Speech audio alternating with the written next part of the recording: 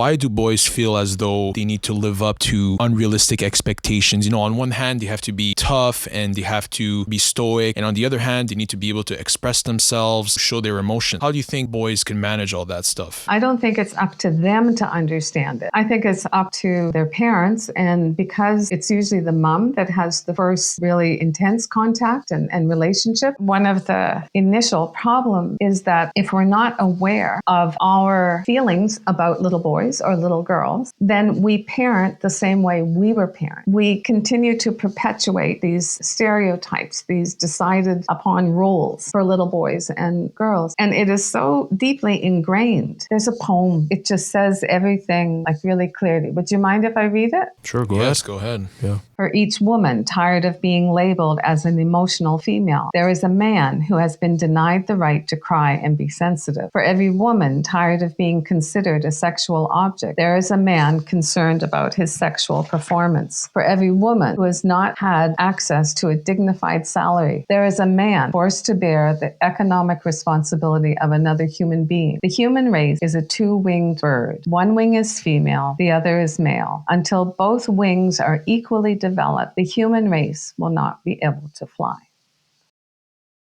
Welcome to Curiousolic, the show where we question the past and imagine the future. In today's episode, we spoke to Kathy Imabayashi, who is a Canadian international educator and parent based out of Japan. She has dedicated over 4 decades of her life to empowering children, parents, and teachers alike. Inspired by a pivotal encounter that she had over 30 years ago with her son, she decided to embark on this mission to help people understand and advocate for boys' emotional well-being. So in today's episode, we discussed with her the confusing world of today for young boys and how we as a society and as parents can foster a better environment that will lead them to develop strong male identities. So guys, if you liked this kind of episode, make sure to like, subscribe on YouTube. It really helps us to grow the channel and will help us provide better content for you guys as we go along. So make sure to follow us there, and you could also follow us on all the other major streaming platforms. That being said, here is Kathy Imabayashi.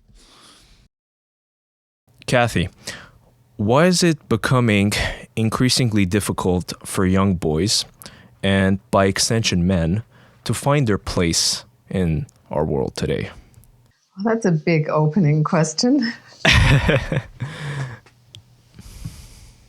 Okay, I think when you look back, so I'm a generation before you. So I grew up in the, mostly in the 60s. So that was the time of women's liberation, the women's movement. And there has been substantial improvement in society's acceptance and encouragement and empowerment of women since then. So, there's always room to continue to grow, but the emphasis was on women and empowering them. Since that point, at that point, gender roles were very clear. It was very clear what my father's role was in the family and what my mother's role was. Today, there is a very blurred line between what the roles are. And there hasn't been a strong movement that is saying we also need to support little boys as they're growing up, to understand what their role is, what their place is in society. So what's happened is that as women have become more empowered and have raised their level in society, what's actually happened is that the men's position has decreased. So there are a bunch of studies done. There's one person that I've learned a lot from is Richard Reeves, I think his name is. And he talks about, he's got the statistics. I don't retain a lot of those. But I get the information. And there are statistics now that are showing that there has been a flip. So there are many more females in colleges right now than men. There are the average salary that a man made 20 years ago has decreased rather than increased. But you also have a situation where you have many more educated young women who want to find partners who are higher up on the career ladder, who are making more money than they are. And so there's this disconnected between what people are looking for as far as relationships and that kind of thing. And there hasn't been a situation where men have been looked at as far as closely as women have. There are programs. There's the STEM programs. There's the encouragement for this or that or the other thing. But young men and young boys, I mostly talk about young boys, they're growing up in a world where, on the one hand, we're saying, oh, be more vulnerable, share your emotions, contribute equally in any kind of a situation with a woman. And on the same level, society is saying, there's this thing that's called the boy code. And so that society is still saying, you are a boy and you need to behave as a boy. And that means you need to not show any vulnerability. That means that you need to be stoic. That means probably that you are part of this toxic group that you're joining. So it's not a very pleasant place for little boys. And so that's why I do what I do, to try to help people understand what this conflict is and to help understand this inner emotional world of our little boys, which extends to all males. Mm-hmm. So I sense there is a passion there in your voice when you talk about this issue. What is it that made you get interested in helping young boys develop in the right way? Well, my whole career has been in education, most of it in early childhood education and elementary. When I became pregnant, I was what they label a mature mom. And by that time, I'd spent a lot of time with children. And I always resonated with little boys. And I think it's because I was raised in a very prominently female environment. When I had our son, I thought I really understood quite a bit about children. And so I thought, okay, this is going to be different because I don't understand boys so well. I've got some learning to do, but I've got it. I know what I'm doing. I figured. The first 3 or 4 years was, I think, the same struggles that any young mom goes through, or any mother goes through, any parent goes through, whether it's a girl or a boy. But things started to change as he got a little bit older. And there was one incident that was the catalyst for me. When he was 3 or 4, he wanted to go fishing on a Saturday, and his dad was working, and so I was taking him fishing. And we went to this lovely little creek that was a little bit off the road, down a path. And I didn't think anything of it. Japan is very safe, and so I wasn't concerned about safety. So it was a beautiful day. We were having a lovely time. He had his little plastic fishing rod, and we had some music going, and it was a lovely, lovely day. And then out of the side, I saw what I labeled a gang of boys coming down the path. So there was a gang of 5 or 6 boys. And when I saw them coming down, something happened that was so instinctive. It was so guttural, and it was complete fear.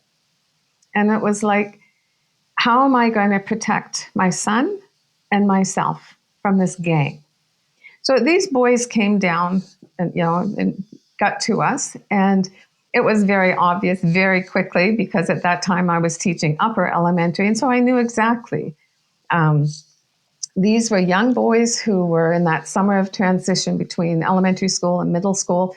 Their bodies had grown, they were all, arms and legs, and inside there's still these very pure, sweet little boys, basically, in these bigger bodies. So of all people, I should have realized there was nothing to be fearful of. So we spent the afternoon together, and it was lovely, and my little guy loved being with the older boys, and everything was fine. When we got home that night after, he went to bed, I kept trying to figure out why I reacted that way, because, it didn't feel right, but I could not pinpoint. I could not get any logic behind that reaction that I had.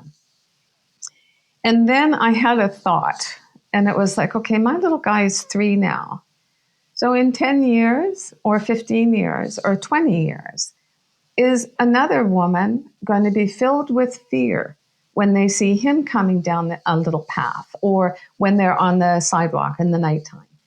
And is that woman going to be full of fear simply because it's a male? And it's like, what's wrong with this picture? Something is not right. And so that's what started it. So it's been almost 30 years, 27 years, trying That's a to great story. understand. Yeah, so it was that motherly instinct that kicked in a little bit that got you, on the path to. Absolutely. It was the real mama bear thing. Like, it was kind of, how can someone feel that way about my son? Yeah, that's a really interesting story. So, back on the, the questions about how boys fit into society and all. So why do boys feel as though they need to live up to unrealistic expectations? On one hand, they have to be tough, and they have to, be stoic and be leaders in their own way. And on the other hand, they need to be able to express themselves, and they need to, be able to show their emotions, and be empathetic. How do you think boys can manage all that stuff? Seems like a lot. I don't think it's up to them to understand it. I think it's up to their parents. And because it's usually the mom that has the first, really intense contact and relationship. So what happens is that we are not aware of our own unconscious bias. And that's where it all starts. And that's where the problem is perpetuated, because if you don't realize there's a problem, you don't work on a solution. So there's been lots of really interesting experiments done. There is one that I often do with parents, and it's, I don't know if it was BBC or whatever, but they had 2 portraits, and they had a group of 5 or 6 adults, and they showed them separately, and each one of them looked like a toddler but dressed in little girl clothes. And they asked these people one by one individually, what do you think her name might be? What do you think her interest might be? What might she grow up to be? Things like that. And they gave their answers. And then they showed the second portrait, and it was a little boy toddler, and they asked the same questions. When they gathered them all together again, they brought the 2 pictures in, and the answers were stereotypical answers. The names were female names or male names. The character was what would be stereotypically thought for a little girl or a little boy, and careers, the whole thing. And they showed the both of them together, and they said, it's the same child. Their reaction was kind of like, oh, well, but I don't have bias. I don't, and it was unconscious. And their answers reflected what they just naturally thought. Oh, that little guy, he's going to be a shit disturber, and he's got that smirk on his face, and he's probably going to end up being a truck driver, and and the opposite for the little girl. So I think that one of the initial problems is that if we're not aware of our feelings about little boys or little girls, then we parent the same way we were parented. And we continue to perpetuate these stereotypes, these decided upon roles for little boys and little girls. And it is so deeply ingrained that so what happens with the little boys is that, those things that I said, that it's referred to by, there was a book, the first really important book that I read to understand a lot of things was by a Dr. William Pollock, and he wrote Real Boys. And he wrote this book. He's got some kind of a men's institute from Harvard. And he began to do some research into the male psychology after that, for the Columbine incident. And that was the first big incident as far as violence just coming, what seemed to be out of nowhere. So that's where his research all started. And he says that there's this thing that's called the boy code. And it's a set of myths that society has about males, about boys. And one of them is that boys will be boys. And so, we excuse certain behavior because, well, that's what boys do. Of course, boys are going to, roughhouse and, be physical and not be as vulnerable as girls are. And that's one of the roles that they are in.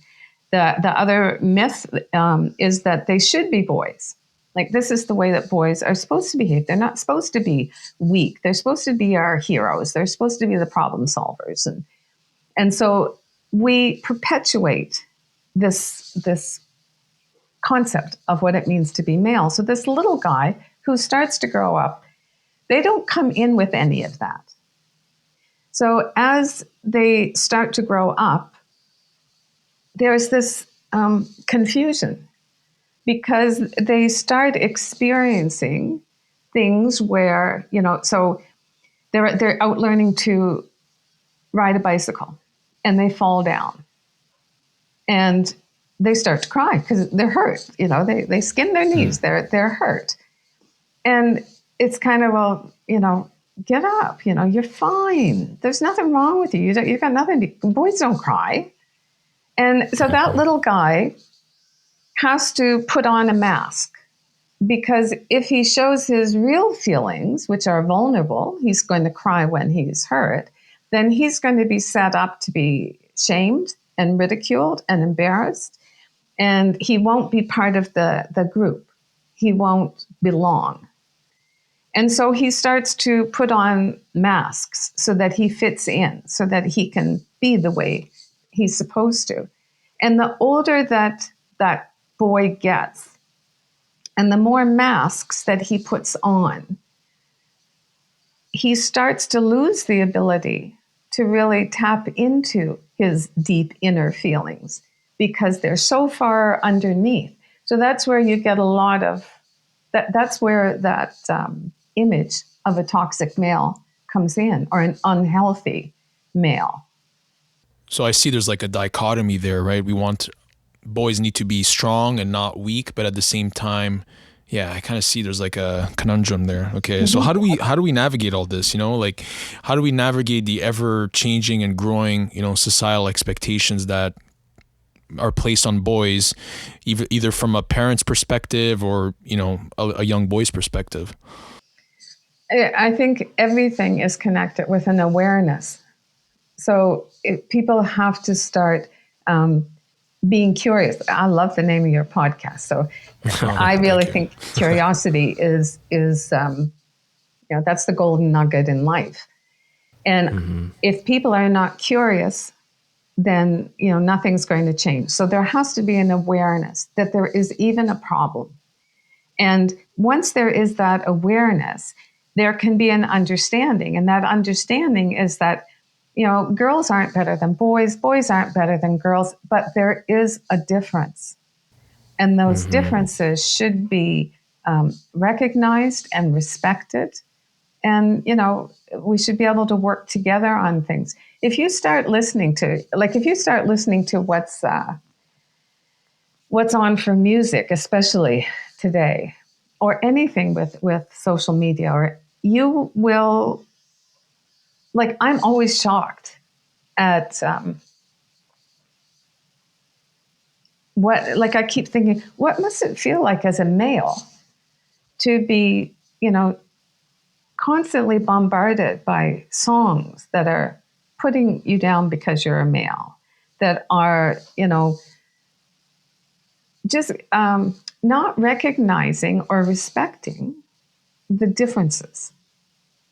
And it has become so convoluted, from in the last 50, 60 years, that there's this blurred line. But I think boys are just getting the message all the time that they're just not good enough. That is true. And why would you say, like, ever growing since, like, the 60s, 70s, boys have been sort of less nurtured than young girls was? I know it's partly because of, women trying to get their own rights and the feminist movement pushing forward, but it seems like the pendulum has swung a bit too much on the other end, and now we're sacrificing. Exactly. But I think, there's...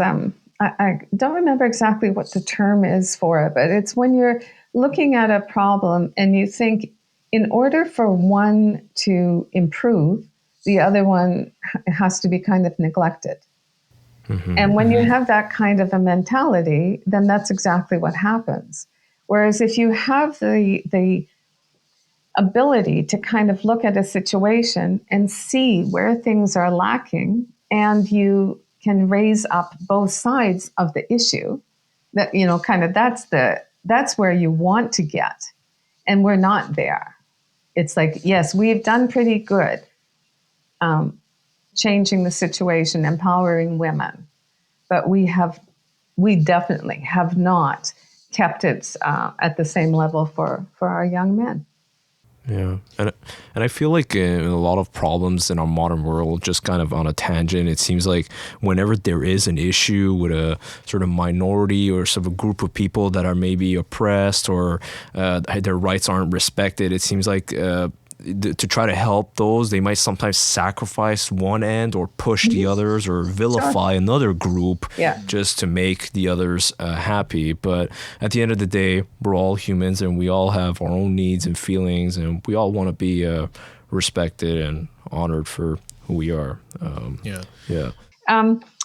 Just because you're talking about it right now, there's a poem that is just says everything like really clearly. Would you mind if I read it? Sure, go ahead. Yes, go ahead. Yeah. Like, I've used this so many times doing workshops about raising boys. And so I put it's kind of the last thing in the book, but it kind of says really well what we're talking about. And it's an anonymous poem, so I can't credit it with anybody. For every strong woman tired of faking weakness, there is a weak man tired of faking strength. For every woman tired of faking foolishness, there is a tired man having to act as a model of wisdom. For each woman tired of being labeled as an emotional female, there is a man who has been denied the right to cry and be sensitive. For every sportswoman whose femininity is questioned, there is a man forced to compete in order to give testimony to his virility. For every woman tired of being considered a sexual object, there is a man concerned about his sexual performance. For every woman who has not had access to a dignified salary, there is a man forced to bear the economic responsibility of another human being. For every woman who ignores the secrets of car mechanics, there is a man who doesn't know how to boil an egg. For every woman that steps toward her freedom, there is a man who rediscovers the road to liberty. The human race is a two-winged bird. One wing is female, the other is male. Until both wings are equally developed, the human race will not be able to fly. That's beautiful. Yeah, that's beautiful. It said it all, like you said. I mean, I can't really put it in better words. Yeah, it's very touching, and it just shows that we've lost that balance, and we're here to love each other as both genders, and not put each other down. Yeah, we need to understand that we both need each other, and that we can't just live in a void separate from the other side. Well, but I do think it really does come to this curiosity component, and I think the current generation, there are just some some gems of information that you can tap into, because the whole concept of sexuality has, the spectrum has really broadened. So I know I have found absolutely fascinating there was a couple of TED Talks that the presenter was someone who had transitioned from, the ones I've seen, transitioned from a male to a female. So, and very articulate, very, at a stage in their life that they had a lot of experience. And fascinating to be able to get that, bird's eye view of what is really going on. Because I see everything from a female perspective. Even though I try to be aware, I see it from my own view, my own eyes. And the male is the same.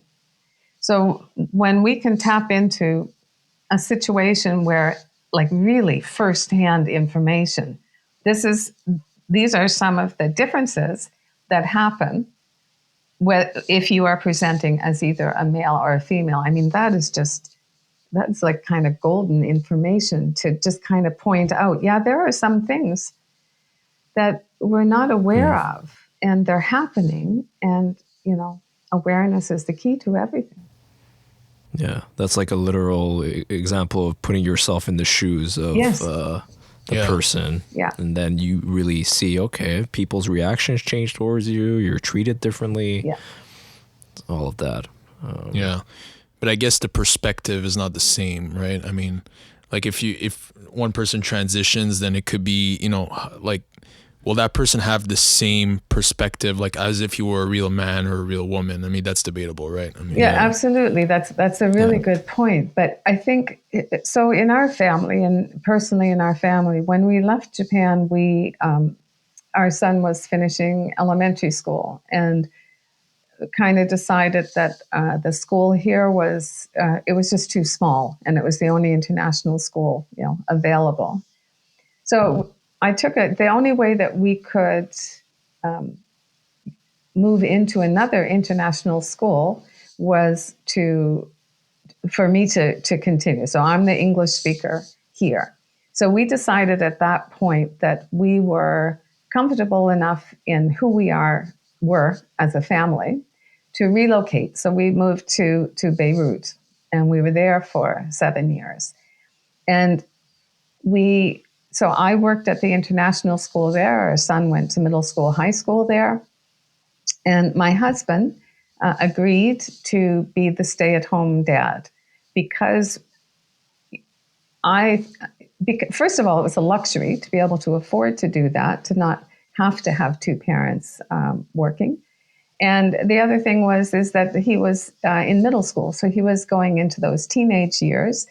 And I wanted to make sure that there was always one parent there, always one parent available for all the games, all the, the musical things, everything, and that, there would be someone at home. So it was a luxury. But that was the first eye-opener to just real stereotypical discrimination, for one thing. My husband didn't have it easy. And that was very, it was eye-opening. But for me personally, the other thing that I learned that I wouldn't be aware of in the same perception is the weight of the responsibility of being the sole breadwinner.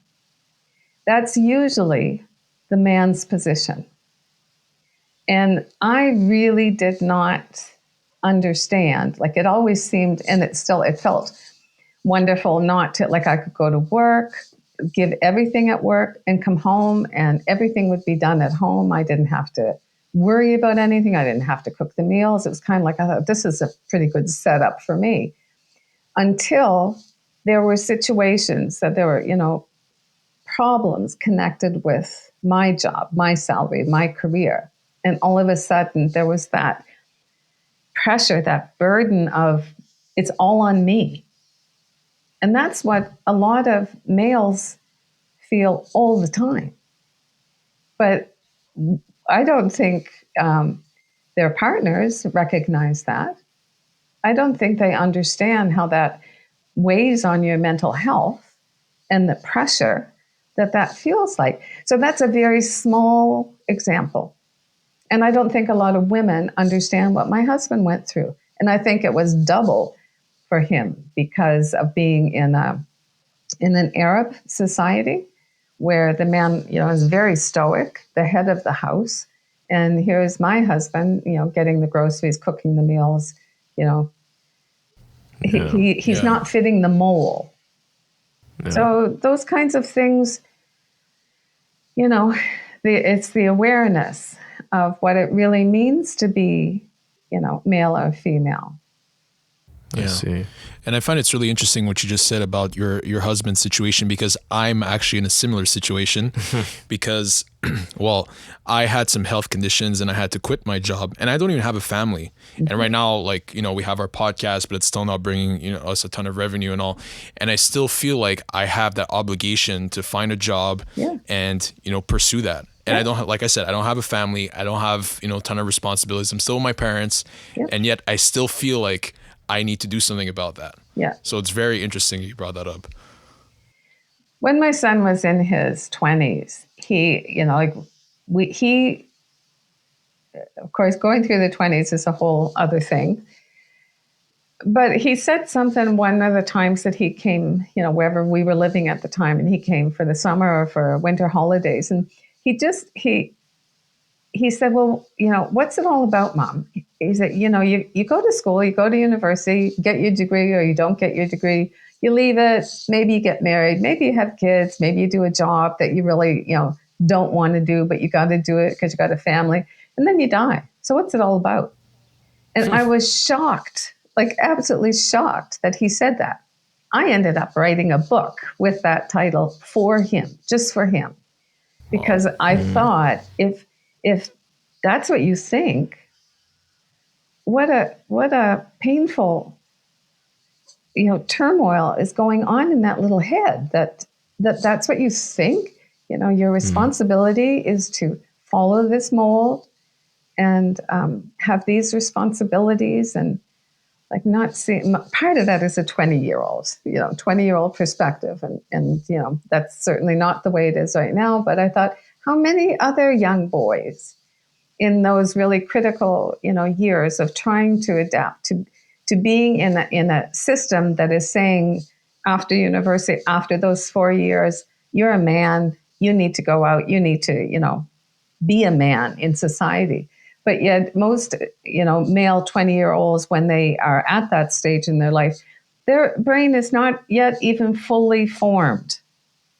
And yet the expectations are that they're going to fit into this mold. There's a lot that I think you guys have to deal with. Yeah, you're right. Yeah, thank you for understanding, acknowledging that. Yeah. We feel heard. Yeah, we feel heard. It's great. You are. Yeah. And we're in that age bracket too. We're late 20s, and I'm getting closer to 30, and I still find it hard to, navigate through all these. What's gonna happen? Yeah, what's gonna happen? What do I do?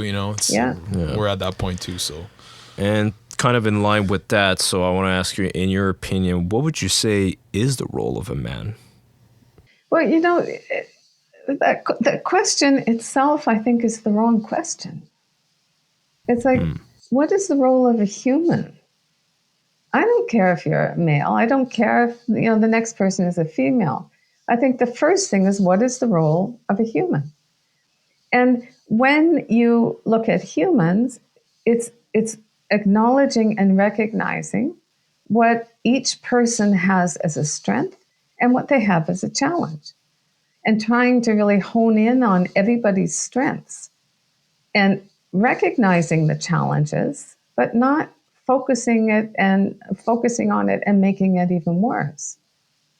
Okay. That probably doesn't answer it very clearly, does it? No, it makes sense. It makes sense. Yeah. What is the role of a human is maybe the better question. It's a better kind of more encompassing question. Makes sense. Yeah. Because a man can be a varying different things in different circumstances and situations. Depends on the situation, right? I mean, yeah, exactly. If a man doesn't have a family, then I guess the role is different. If a man has a family, then it's all perspective, I guess. If he is the breadwinner, if he's not, and in your but situation. I think just for what I say, that moms need, if they can become aware. I think it's the same thing for, young adult males like you guys.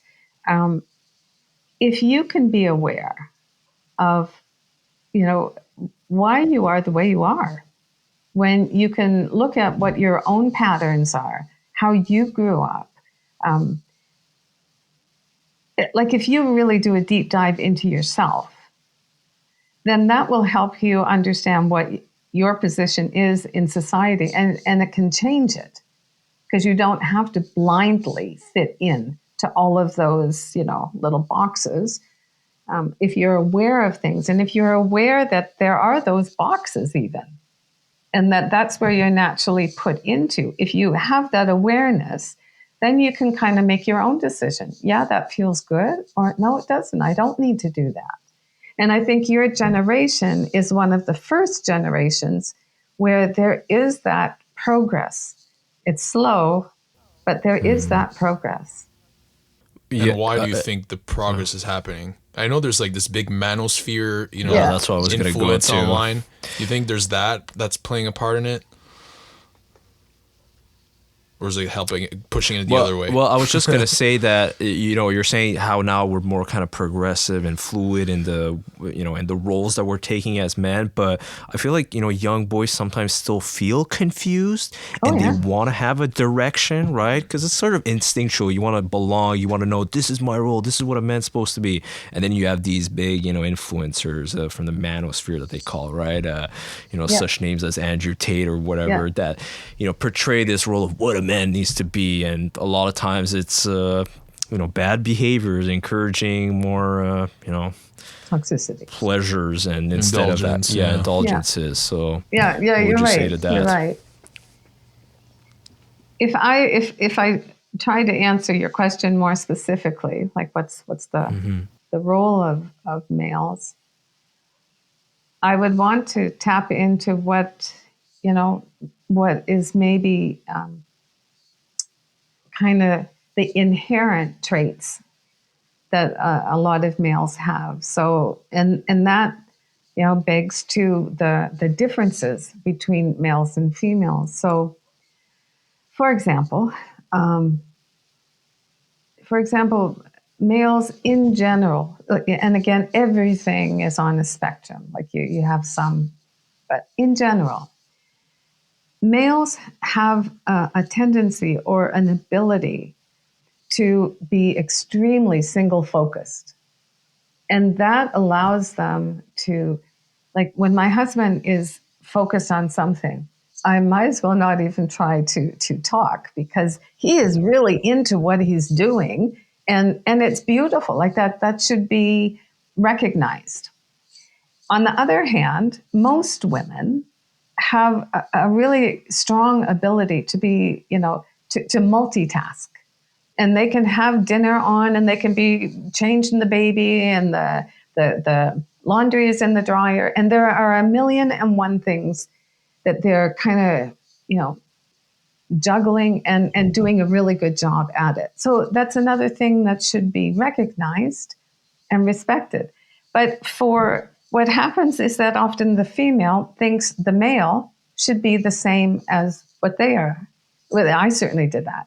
So it's like, if I can manage these 5 different things at one time, surely, my adult husband can do the same thing.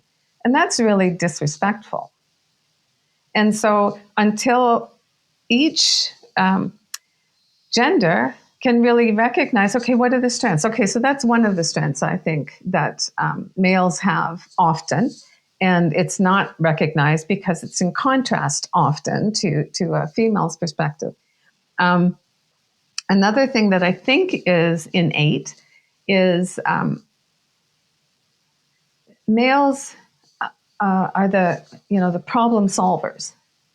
So if I come to you with a problem, you want to fix it. You want to come up with a solution. You want to make it better for me. Whereas there might be at least 50% of the time, I don't want your answer. I just want you to listen to me. That's the classic, it's kind of, we don't both understand the same thing. So there's going to be conflict in our communication because of that. What else? With communication, as a woman, like why I'm still married, I'm shocked sometimes. And I think it's because we speak two different languages, so we can't react so quickly to each other because we've got to figure out, did you really mean what I think you said? And but one of the things with communication is, as a woman, if I'm having conflict with my partner, is something I feel is really a big deal, I want to sit down and I want to talk about it right then. I want to get to the meat of it. I want to clear the air, but I want it now. And I want to sit face to face. And it's like, we are going to deal with this problem, because if we're not dealing with it, we're going to end up in divorce. We have to do it now. And there's this big thing. I'll say just directly, in my husband's perspective, he responds so much better if I can say, look, something's really bothering me. Can we sit down tomorrow after dinner? I know that you got things going, but I really want to talk about this because it's bothering me. The chance of us having a terrific conversation is really high. But if I try to have that same conversation in the throes of whatever the conflict is, chances are really high it is not going to end up the way I want it to. But if I can be respectful about that style of communication, then things are going to be different. Yeah, that's really great advice. I've actually heard Jordan Peterson talk about that, how in marriages, you should reserve like 90 minutes per week to just resolve all the issues all at once, and block off that time, and don't just bring up the conversation at whim, like you mentioned. Like, for example, if one of the partners just came back from work, he might be tired, the person might be tired.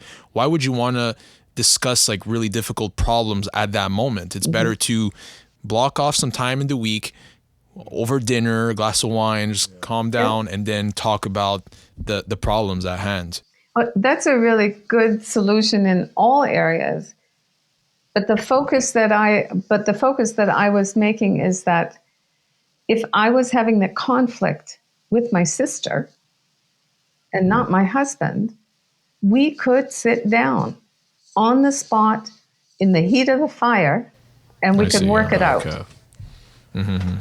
And that's where the gender differences come up. Yeah. That's interesting. Just understanding when are people actually receptive to. Yeah. What are the differences? Yeah. Mm-hmm. What are the differences? Very good point. Okay. So I understand that you still do agree that men and women have certain inclinations, and that we can try to nurture that more, and it's fine to acknowledge that, and that we're not equal on all fronts, and there is differences. Yeah. Exactly. Yeah, so you mentioned that you have a son, right? So how did you raise your son for him to find balance between, all these societal expectations, and also being able to express his own feelings, but also, grooming him to become a successful man in the future? So I think the home environment is the critical part. And I think especially because it can be really challenging out there in the real world for little boys growing up. So I think our son understood that when he was at home, he was like, we talk about family things. We talk about, a situation, and I'll point out, that wasn't fair. And some of the challenges, especially in the younger years in schooling, it just wasn't right. So much of it wasn't right. But when he would come home, he'd have a safe place. He would have a place that he knew he could talk about anything, and he still does it to this day. He knows he can talk about any subject, any topic. That is, people say this, the phrase unconditional love, and that's fine until someone says something that's like, oh, I don't think so. And when your child really understands, I might not agree with what is being said, I might not like what is being said, but I am so grateful that my son is saying it. So I think the home environment is the most critical. Parents are the most critical component. And the other is getting this spark of curiosity. And it's, making sure that he's got the books that, that I've handpicked so that he can see it's not even just our family. There are other stories. There are other children. There are other, that are acknowledging and moving towards, being whatever it is inside that is the real you. As he got older, I'm really big on books. And so I, made sure that he had access to really high quality books that address some of these issues. And there's not so many of those books available, but there are some. And, sometimes, especially in the tween years, there'd be a little resistance. And so then I'd mark, chapters or even paragraphs. And I'd put it and say, please just read this, just this. Because it's that awareness. You can make your own choices, but it's helping people understand that, you don't have to follow blindly. You don't have to think they're talking about you in that song that's all about the shit boy who, does this or does that. That doesn't, you don't have to take it. It's not yours. You can forge your path. Yes. And develop your own identity.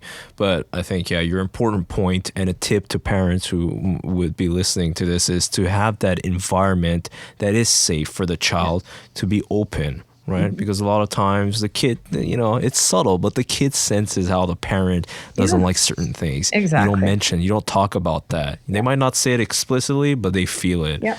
And that's when they don't open up. And there was this, and then they would go and get influenced by their peers or others from the outside. Yeah. And there was this great book that I read many years ago. It was called Hold On to Your Kids. I forgot who the author was again. I forgot his name, but it was a great book about how parents actually should be more in the lives of their kids instead of just, letting them be influenced by their peers and everyone else outside. Well, and that's one of the things that happens at an early age.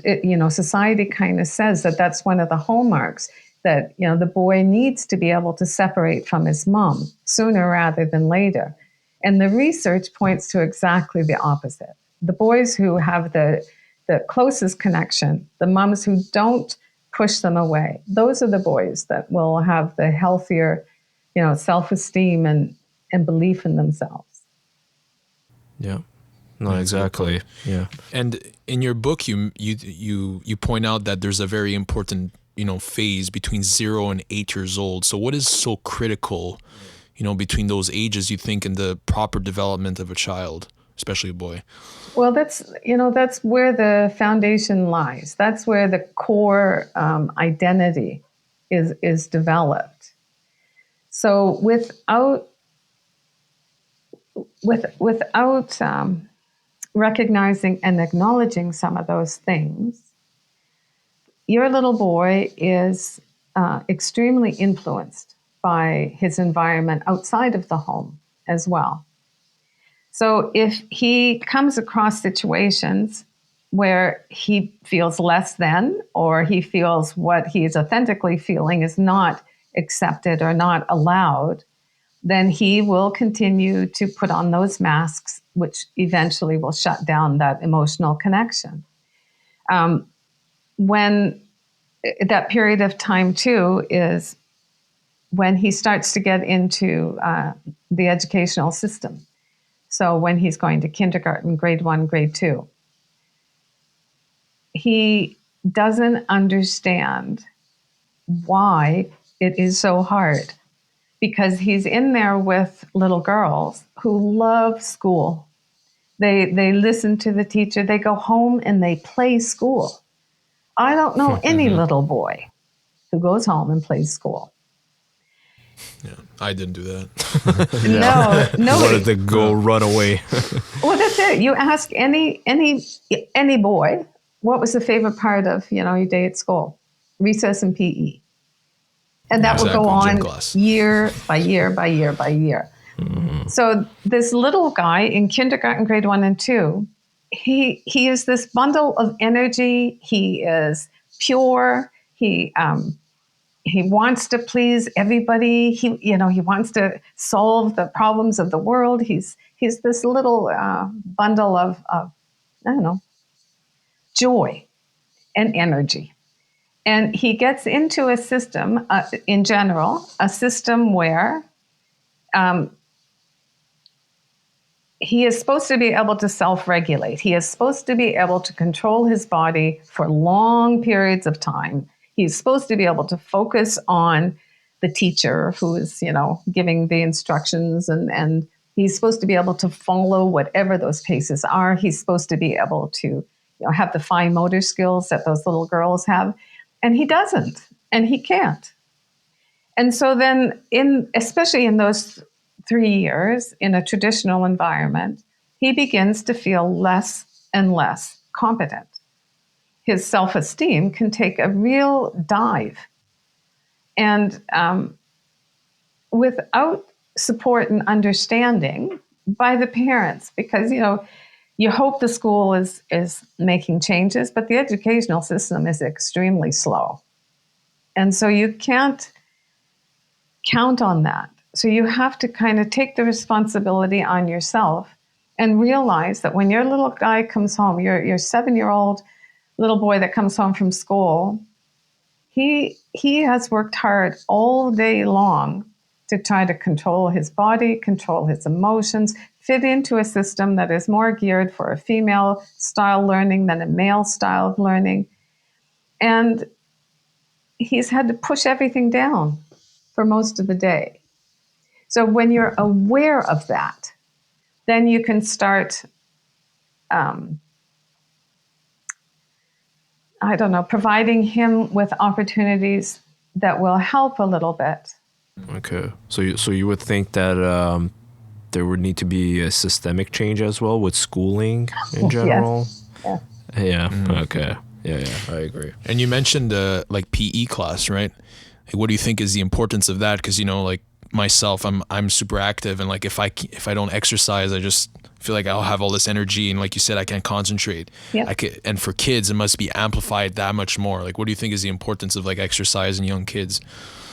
I think it's one of the most important things, like, sleep, nutrition, exercise. They're all big and they all impact the quality of, your everyday life. But I think especially for little boys, especially, they need more time where they can just move their bodies.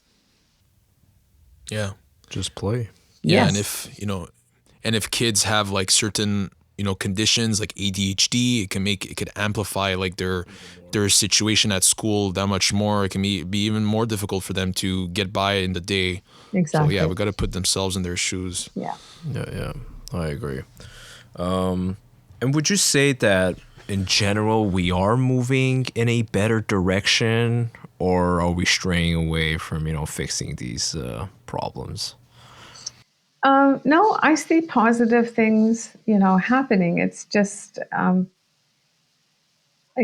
many people aren't aware, which is why, I do try to, get on platforms where just to, instill some curiosity and instill that, concept, or maybe I'm missing something. And I think there are positive things that are going on. So some of the, like, when you talk about the older child, which I don't address in my book, but one of the things that I'm quite just pleased that it's becoming more of a thing in some countries. Australia has done some really good work in rites of passage for boys. And it's something in our society that we don't do. The only instance that I see is in if a little boy has a bar mitzvah, then he understands that he's moving out of boyhood and into adulthood. But the whole concept of a rites of passage is something that I think could positively impact the life of the young boys. So when you think about little girls, they know the moment they have moved from girlhood into adulthood when they have their first menstrual cycle. Everybody understands it, everybody recognizes it, and there are responsibilities that go with that. And those responsibilities are acknowledged, but they're part of the woman's group. And like you'll see the difference. You'll see all of a sudden, these little girls who walk like they're a young woman instead of, skipping along as the kid that they were, a month before. Mm-hmm. With little boys, there's nothing that says, okay, it's time to put away the toys and act like a young man. There is nothing. And so when there's nothing, they have to find ways to do that. And whether it's with really risky behavior, to prove that they are, into manhood, young manhood now, or, getting more involved with drugs and alcohol, and there will be risky behavior or sometimes mental issues, because there is it's like this no man's world that they go into.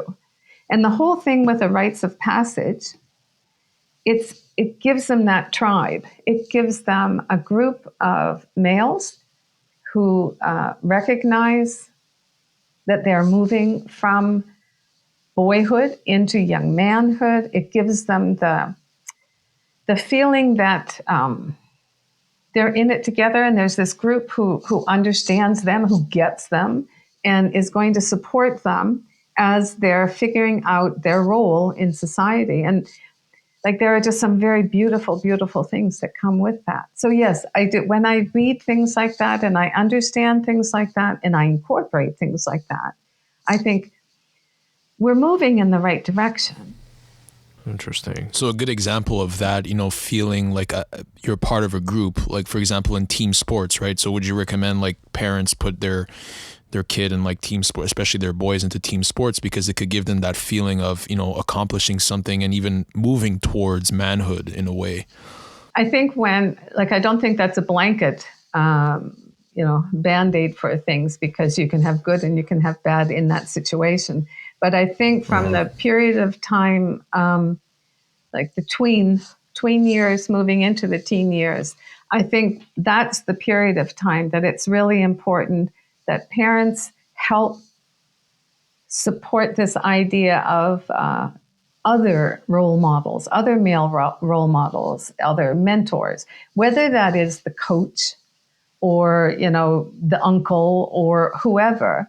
But at that particular period of time when very naturally young boys are trying to create some distance from their parents because they're growing up, they're wanting to test out those waters.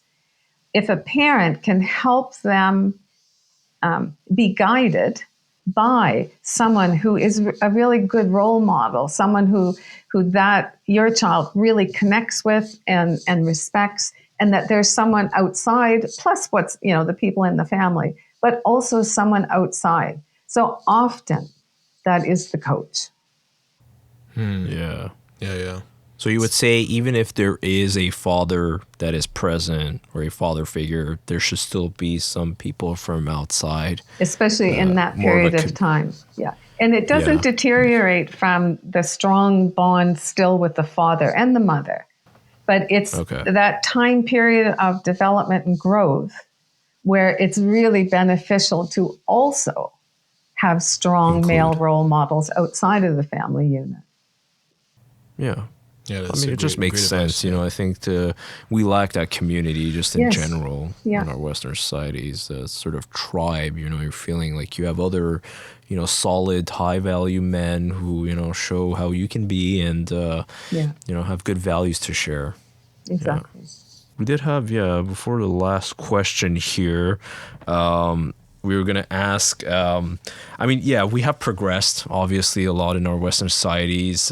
Maybe now we're sacrificing a bit of, to side with boys, to help women come up. But we were going to ask, do you think before the pre-industrial days, was it simpler in general for, both men and women to know kind of what their roles were, even though, there were some disadvantages, but was it just simpler that they knew kind of what role to take on, whereas now it's sort of more fluid and they have to kind of figure it out? I think it was much less confusing. It was so.